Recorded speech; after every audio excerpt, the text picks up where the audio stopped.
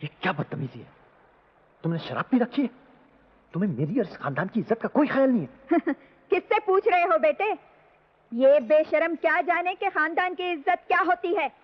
ये इस घर में बहू नहीं बल्कि कलंक बनकर आई है। मैं कहती हूँ बेटे, अब भी होश में आ जाओ और जान छुड़ा लो इससे। इस जाहिल औरत में किसी शरीफ बाप का खून है ही नहीं। Mind your language. You have no right whatsoever to abuse my father. आपने मुझ पर जुल्म किए, मैं सहती रही। जो भी कहा मैं सुनती रही, लेकिन अपने डैडी की शान के खिलाफ मैं एक लफ्ज भी नहीं सुन सकती। आप क्या समझती हैं कि मैं जाहिल हूं, गवार हूं, अनपढ़ हूं? For your kind information, I'm much better educated than you are. I'm an Oxford graduate. शालू, हैरान होने की जरूरत नहीं है सूरज बाबू।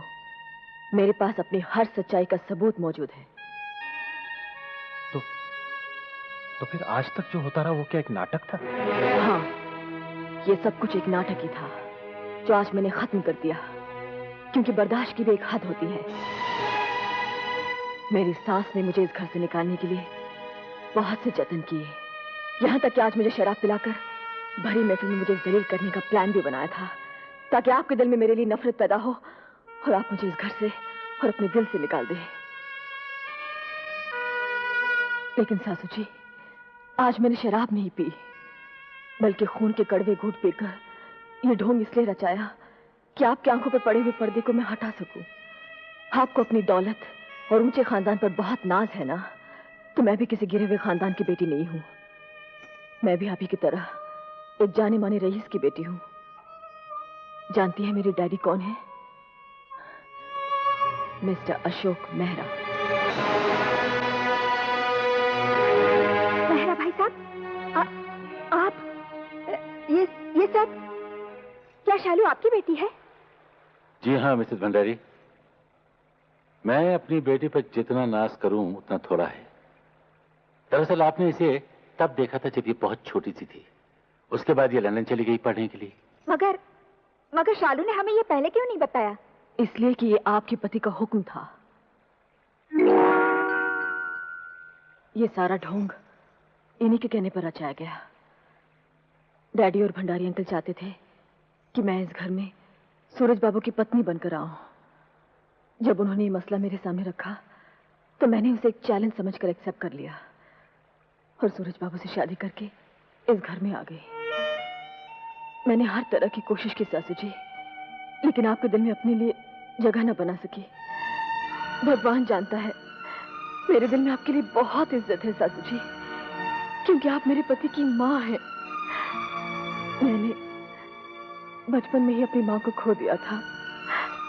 मैंने सोचा कि मुझे आपसे माँ का प्यार मिलेगा, लेकिन शायद माँ का प्यार मेरे नसीब में ही नहीं था। आपने तो मुझे अपनी बहू भी न समझा। लेकिन आज मैं इस भरी महफिल में सबके सामने एक सवाल पूछना चाहती हूँ। बहुओं के मुकद्दर में सिर्फ सास की गालियां और नफरतें क्यों होती है? क्या वो बेचारी इसलिए माँ बाप का आंगन छोड़कर पराये घर को अपना घर बनाती है? क्या वो किसी सुख या खुशी की हकदार नहीं है? सासू जी, आपका घर, आपकी दौलत, आपकी शान आपको मुबारक हो। मैं इस घर से जा रही हूँ। शालू, नहीं, तुम्हारे जाते ये घर फिर से नर्क बन जाएगा। और अगर फिर भी तुम जाना चाहती हो तो आओ, मैं भी तुम्हारे साथ चलता हूँ। नहीं सूरज बाबू, मुझ जैसी बीवियां तो आपको कदम कदम पर मिल जाएंगी, लेकिन माँ नहीं मिलेगी। माँ जैसी भी हो, उसके चरणों में स्वर्ग होता है। आप मेरे लिए इस स्वर्ग को मत ठुकराइए। मुझे जाने दीजिए सूरज बाबू। मुझसे अगर कोई भूल हो गई हो तो मुझे माफ कर दीजिए। चलिए डैडी। ठहरो, आज हमें भी कुछ कहना है। बरसों तक हम खामोश रहे। सच क्या है, झूठ क्या है, सब कुछ जानते हुए भी चुपचाप बुत बने तमाशा देखते रहे। लेकिन आज हमारी इस मुर्दा जबान को जान आई है और इस जबान से हम पहली बार ऐलान करते हैं कि आज के बाद हम या हमारा कोई बेटा इस घर में नहीं रहेगा। ये आप क्या कह रहे हैं ससुर जी? ये घर तो आपका है। अरे बेटी, अव्वल तो ये घर है ही नहीं, कैद खाना है। और इस आलीशान कैद खाने की ये मगरूर औरत मालकिन है, जो अपनी अकड़ी हुई गर्दन, अकड़ी हुई भवें और जहर टपकाती हुई जबान से तानाशाही चलाती आई है आज तक। इसने बेटों को जन्म जरूर दिया, मगर पोस्ट डेटेड चेक समझकर उनको पाल पोस कर बड़ा किया, ताकि जब शादी का मौका आए तो उनको दोबारा कैश करवा सके। इसको नहीं मालूम कि बेटे क्या होते हैं, मां का अपनी औलाद के लिए फर्ज क्या होता है। अरे जब इसे ये नहीं मालूम तो इसे ये कहां से मालूम होगा कि बहू क्या होती है, बहू के लिए सास का फर्ज क्या होता है। ये सब नाटक मैंने रचाया था अपने इस दोस्त की मदद से, ताकि अपनी इस गुमराह बीवी को सही रास्ते पर लेकर आऊं, मगर नाकाम रहा।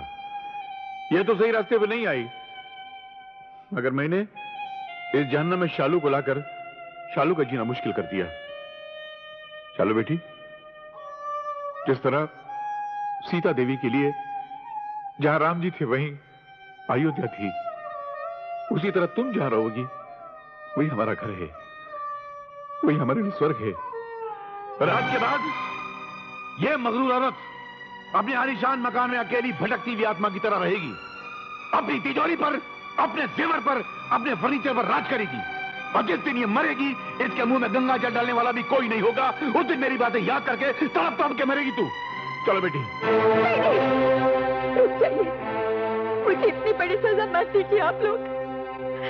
मैं अपने किए पर बहुत शर्मिंदा हूँ। घर छोड़कर मत जाइए, मुझे माफ कर दीजिए आप लोग, मुझे माफ कर दीजिए। मैं बहुत शर्मिंदा हूँ। हाँ कैलाश, इन्हें माफ कर दो। ये मेरी बेटी की सास हैं और मेरी भाभी भी।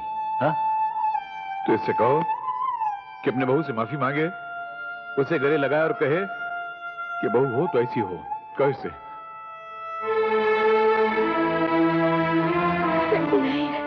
ये आप क्या कर रही हैं?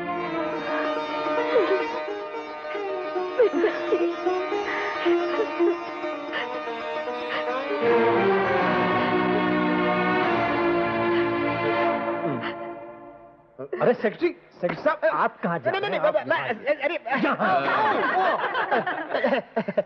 चलो चलो, हाथ उड़ा, जूता खराब हो रहा है। चलो। नहीं, साफ कर रहा था। उठो। क्यों सेक्रेटरी साहब, आज अपनी मेम साहब को कोई बदमाशी का आइडिया नहीं दोगे? हैं?